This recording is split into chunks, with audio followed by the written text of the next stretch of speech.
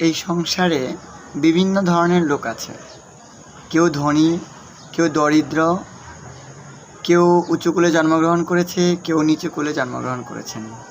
তো পরমেশ্বর ভগবান তো সকলের প্রতি সমভাবাপন্ন এবং তিনি তো সর্বশক্তিমান।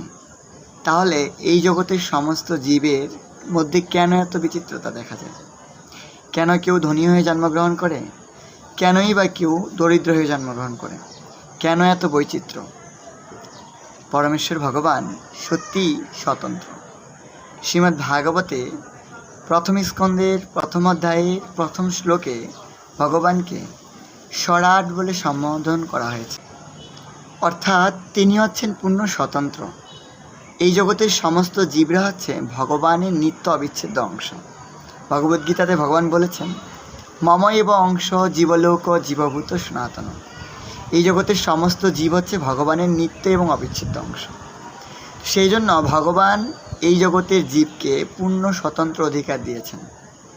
আর এই স্বতন্ত্র অধিকারের জন্য জীবরা ভালো এবং মন্দ কর্ম করতে পারেন। যদিও ভগবান তাদের সংশোধনের জন্য তাদের বিবেক বুদ্ধি দান করেছেন, যার ব্যবহার করে সে সঠিক এবং ভুল পথ খুঁজে বের করতে পারেন।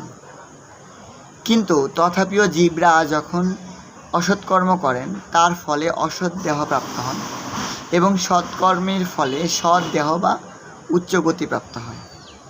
এই কর্মফলের জন্যই এই জগতে কেউ ধনী, কেউ দরিদ্র, কেউ ব্রাহ্মণের ঘরে জন্মগ্রহণ করছে, আবার কেউ দরিদ্রের ঘরে জন্মগ্রহণ করছে।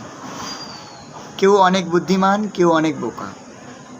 শুধু এই জন্যেই, যেহেতু পরমেশ্বর ভগবান সর্বসামর্থ্য এবং পূর্ণ স্বতন্ত্র, তাই তিনি জীবদেরকেও স্বতন্ত্র অধিকার দান করেন। এখন অনেকে বলতে পারে, কেন ভগবান জীবদেরকে স্বতন্ত্র অধিকার দান করবেন? এখানেই হচ্ছে পরমেশ্বর ভগবানের ন্যায়পরায়ণতা। কারণ তিনি কোনো স্বৈরশাসক নন।